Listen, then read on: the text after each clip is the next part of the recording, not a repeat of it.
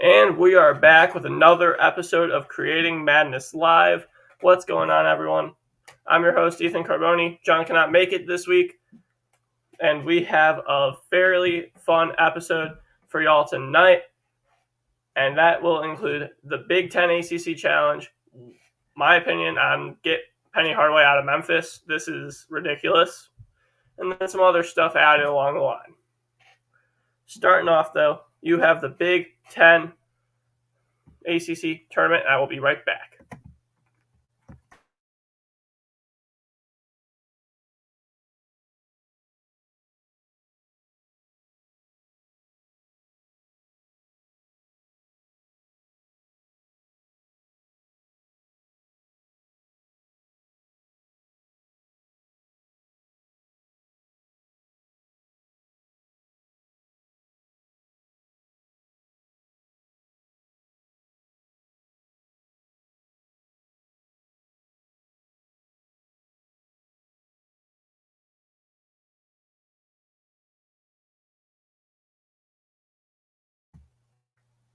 All right, sorry, y'all, I'm back. But yeah, we have a very interesting episode.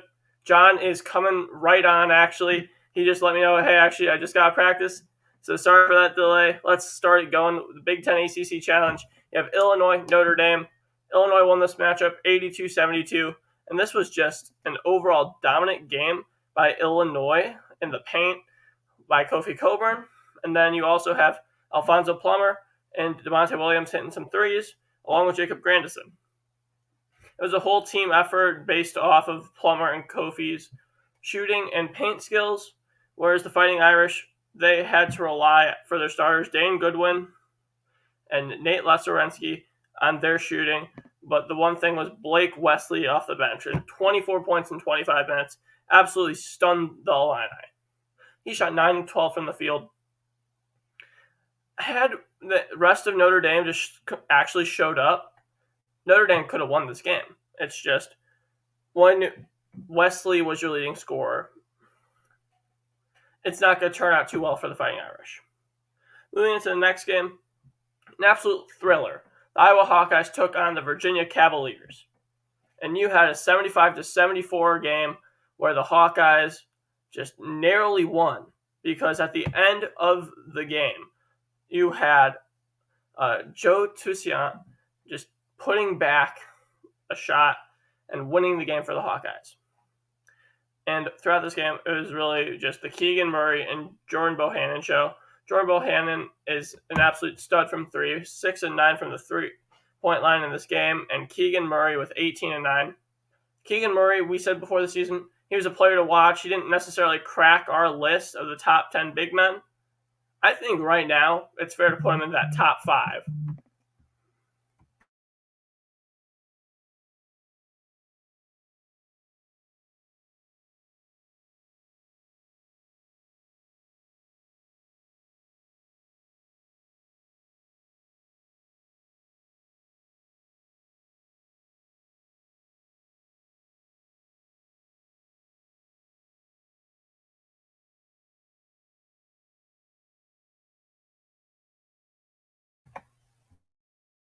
Sorry about that again, but as for Virginia, throughout this game, they finally played like the Virginia offense that Tony Bennett really wanted. It's just, we're not seeing the usual Virginia caliber defense, because they really only did force 4 turnovers.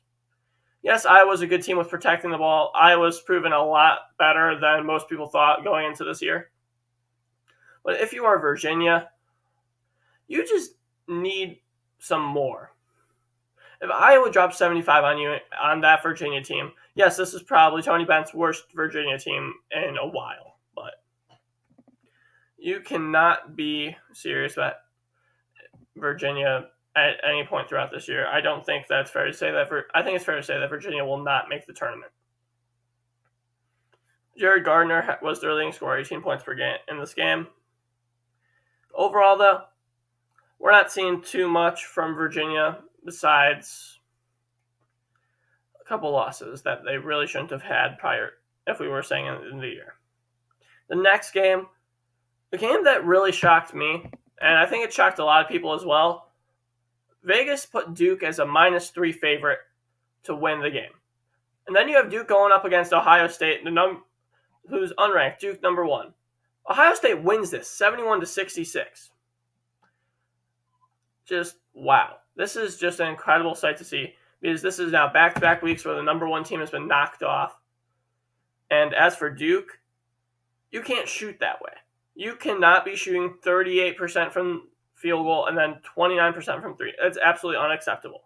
Obviously, yes, Ohio State did shoot a lot better, 48 and 40 splits, but still, if you're Duke, you got to cancel out E.J. Liddell. Oh, wait, they did that.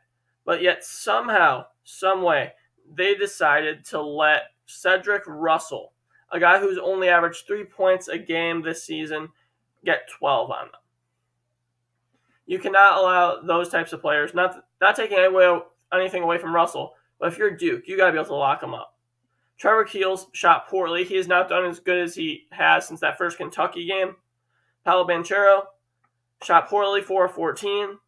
Wendell Moore's the heart and soul of this team. 17 points against Ohio State. He's averaging nearly 18.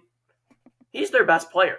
Obviously, Paolo Banchero, the name that's going to go to the NBA draft. The best overall player, best team leader, take everything into account. It's Wendell Moore. Wendell Moore is the heart and soul of this Duke team. And I think if you take him away, they're screwed. I think if you were to take Wendell Moore away from this Duke team, let's all pray for Duke's sake that nothing bad happens to him, because you take Wendell Moore away, Duke's not going to be above a 4 seed this year. But as for the Buckeyes, again, just a complete overall team effort. Everyone hit their shots, which is exactly what the Buckeyes needed. And heading into next week, we're going to see Duke fall to number 2, 3, maybe even 4 potentially. Depends what the AP poll thinks. Moving into another game, a stunning game, 77-73. Wake Forest beats Northwestern and Boo Buie. The Demon Deacons had 2 scorers that actually killed it this game. You had Jake Larea and you had Alondis Williams, who both had 21 points.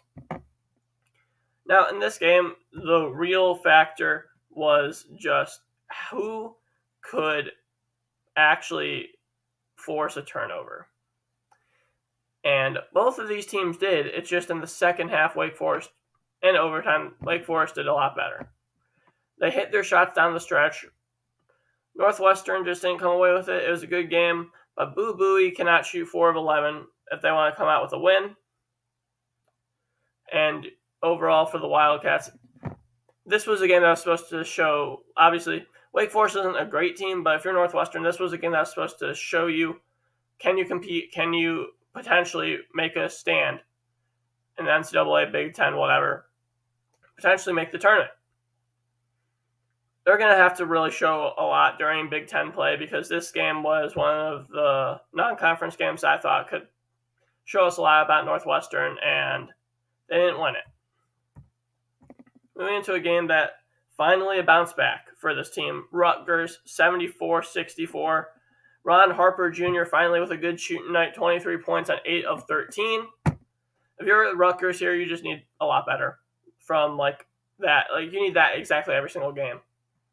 Because when Ron Harper pops off, Rutgers wins, as seen in this game. Whereas for Clemson, you had David Collins, who's been solid all year, getting a double-double, 18 and 10 this game. Clemson tried to play big, and Rutgers played with their speed. That's the best way to put it. Rutgers' speed, one of the fastest teams in the NCAA, and they really just completely proved it. They showed what they can do on an odd night for them. And now, moving into another game that I think was probably, give or take, the best game of the night, probably maybe in the past week. A 112-110 victory for the Syracuse Orange over Indiana in double overtime. Syracuse is back offensively, but defensively, what the hell is going on? You've let up 85 points for an average in your past 3 games. Yes, obviously this game might tip that scale a little bit, but come on. You can't be allowing 85 points. You need to fix your defense. your zone's not working, obviously, if this is what's happening to it. It's being torn apart. Trace Jackson Davis absolutely killed them with 31 and 16. I mean, obviously, you're going to get Buddy Boeheim, who is going to light it up. You're going to get Jimmy Boeheim, who's going to light it up. You're going to get Joseph Girard, who's going to light it up. Syracuse is just that good of a team where they are going to have all their starters be able to put up 20 in a night on any given night, with multiple of them doing it. Whereas Indiana has to completely rely usually on Trace Jackson Davis. They did get help in this game, but obviously stats are inflated due to playing 10 more minutes. Miller Kopp had 28 and 4. He played great. Overall, Indiana shot better. It's just Syracuse handled better. Although they probably should have beaten Indiana in regulation, there's no way Indiana should have came back down the 5 points they were with like 20-something seconds left. And now another game, which won't be as impressive for the game's sake, but for ranking's sake. Before the season, everyone, Florida State, top 25 team, they're known as that, whatever. Caleb Mills, great. Matthew Cleveland should prove a lot. Cameron Fletcher should prove, and both of those two people should be NBA draft picks, potentially. Well, we saw the Jaden Ivey show. 18 points. Stefanovic. I cannot pronounce the names for my life. I am sorry. 11 points. Travion Williams off the bench, 8 and 6. Caleb First, 9 and 6. Zach Edey, 12 and 4. Those 12 and 4 were in 19 minutes. Just this Purdue front court. We have First, Edey, Williams. Those three people. I don't think there's a single team in the NCAA that can guard them. I think that might be the most unstoppable front court in the entirety of the country. Because if you have two phenomenal defensive bigs, let's just say Gonzaga, with Drew Timme, Chet Holmgren. Let's just assume neither of them get into foul trouble. How are they going to deal with having to play 40 minutes a game, either one of them, to just deal with the dominant forces of First, Edey, and Williams, who are coming off the bench fresh for each other? And just such an unstoppable duo that I think right now, my pre-ranking of this week having Purdue at number 1, I think they proved it. I think that right now, you're having Purdue, they are showing what team they are. Obviously, it's currently, December 2nd, as we are doing this live stream / recording, so we just need to see what will happen in the rest of the season. But as of right now, Purdue is my pick to be number 1 at the end of the year. And moving into the next game, I want to say surprisingly, but this is two of the worst teams in the Big Ten. Minnesota and Pittsburgh, and Big Ten and ACC, Minnesota-Pittsburgh 54-53. I mean, it was good, as in close, but the shooting percentages for both teams, neither team could hit the broadside of a barn. I mean, when you're shooting 7 of 19 from 3 and then 3 of 15 from 3 for both teams, it's not going to cut it. It's really not. I mean, they didn't have an absurd amount of turnovers for either team. It's just they couldn't make their shots. I mean, Jamison Battle from Minnesota, when you have to play 40 minutes, that's not a good sign. Like, the best thing about this game, I would say, is the fact that it's over. And so far, if you guys are keeping track, I believe that is currently a Big Ten lead just by, I think that's a Big Ten lead by 1, unless I'm mistaken. But moving into yesterday's games, there were a lot. And these games, relatively, I'd say they were all close games, aside from one, which, well, we'll get into that. Yeah, number 23, Wisconsin taking on unranked Georgia Tech. 70-66, Wisconsin. Brad Davidson, who's been there for, it seems, as long as I live, is just going to demolish any team he plays. 27-2-3 on Georgia Tech. Johnny Davis, 15, 6, and 5. Those two players are going to be the death of a lot of teams in the Big Ten. Brad Davidson just coming back, that's already huge. Just this entire Wisconsin Badgers team just being such a seniority-led team, the Badgers might be able to they already shocked me and John. I know that. Whereas if you're Georgia Tech, they have one player that he shocked us as well. Michael DeVoe, 25 point per game average this year, 33 points in this game. How?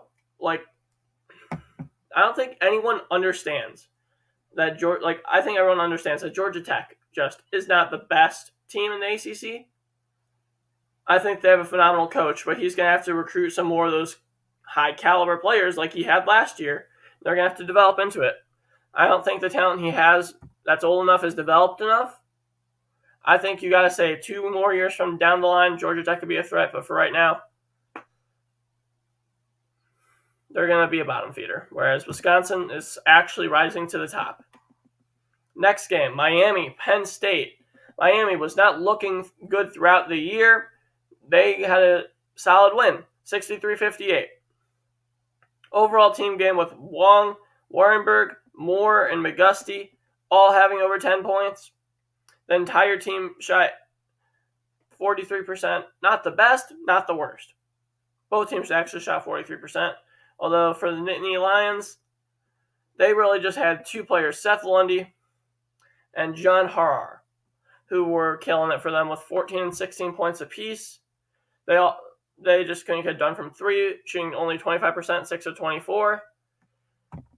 And I think that might be the defining factor of this game. Penn State hits more threes, they win. Because Miami hit 9 total threes. It was just a game that Miami could do no wrong against Penn State on the defensive side of the ball because they were contesting a lot of shots. Moving into Michigan UNC. Wow. Just Hunter Dickinson. What is going on? 4 fouls, 4 points, 5 rebounds.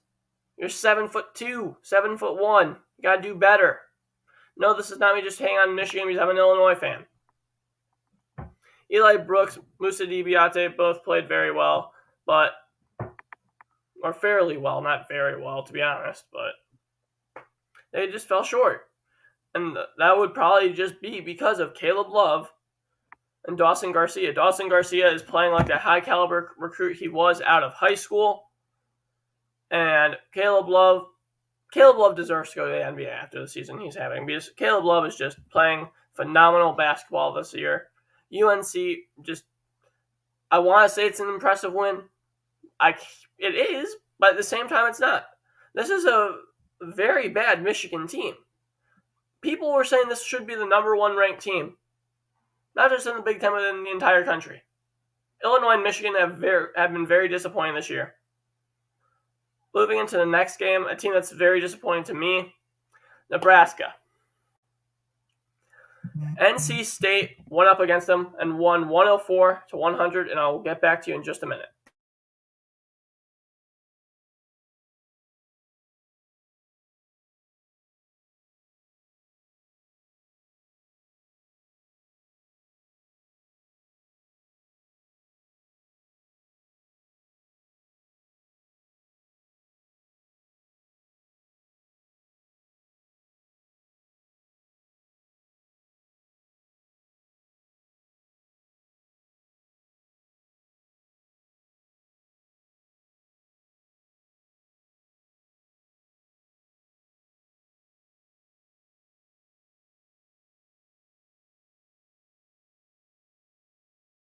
All right, sorry about that. John actually can't come on. Whatever, I don't care. We're just getting through this. Sorry for all the little delays. NC State 104, Nebraska 100, and quadruple overtime. What the actual hell? Deron Searborn. He was an absolute monster this game, dropping 39 points and being the sole reason why the Wolfpack was able to get past the Cornhuskers. Although I will say this, serious props to Bryce McGowan and Alonzo Verge. They played 58 and 54 minutes apiece. That's absolutely insane. You do not expect a freshman of all people, especially coming out of high school, to play a 58-minute game. That's insane. And he scored 24 points, 9 of 22 shooting, not the greatest, but you know what? I'll give him credit. He has to carry this team on his back along with Alonzo Verge. So Nebraska's been fairly disappointing compared to what I thought they would be. Maybe they'll turn it around.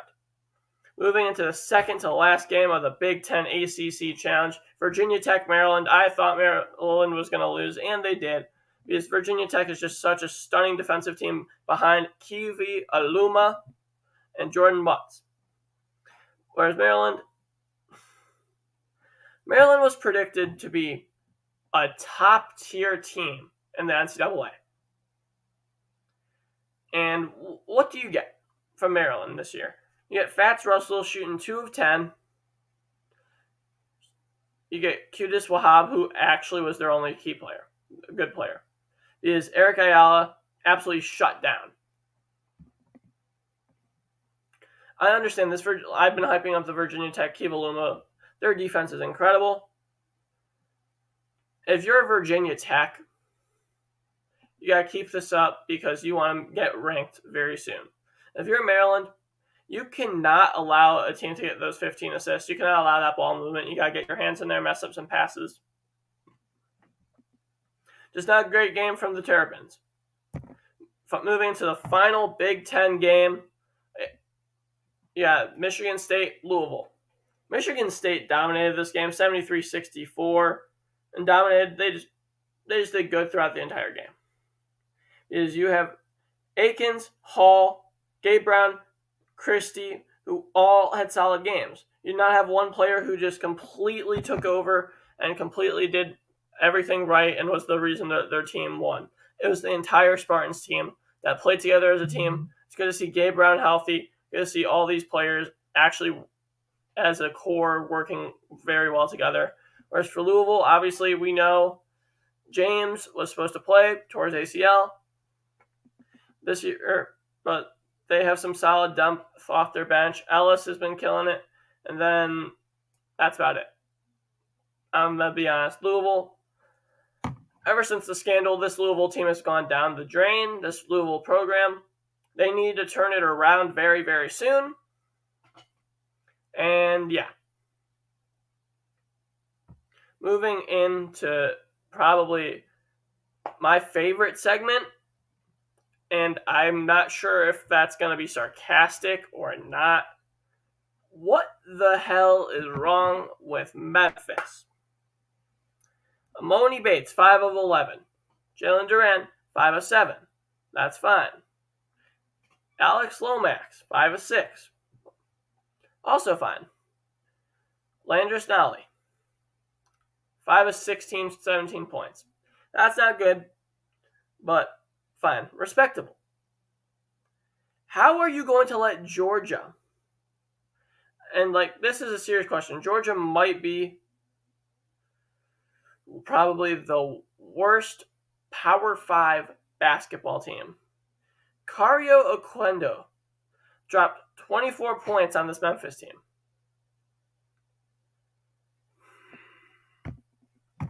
Penny Hardaway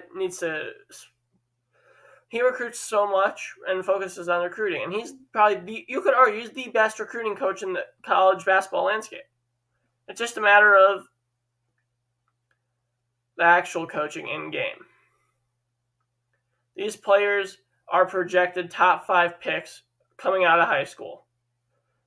And they turn them into a number 18 seed, losing to an unranked 2-5 Georgia team that was just coming off of a loss to Wofford. That's no disrespect to Wofford. Wofford is an incredible program. They can shoot the ball. They can do everything right. But if you're Georgia, you shouldn't be losing to smaller programs. And then just one more quick thing before I cancel out. Florida, Oklahoma. Colin Castleton was a beast on the defensive side of the ball, but the team just could not shoot the 3 ball for the life of them. 4 for 24. That was just absolutely pathetic shooting by them. And had they gotten better, Oklahoma had it. But Oklahoma's defense is incredible. Tanner Gross played great. Jordan Goldwire played bad. But you know what? That's fine because Jalen Hill stepped up. This Oklahoma team has so much potential on the offensive and defensive side of the ball. I personally want to see them. I think I see them as a top 15 team by the end of the year at this rate. I think Oklahoma is a top 15 team. And really, that's about it. John wasn't here, so I had to kind of script this show in my head. So make sure you check out at ATR Madness. John should be back next week. I'll see you then.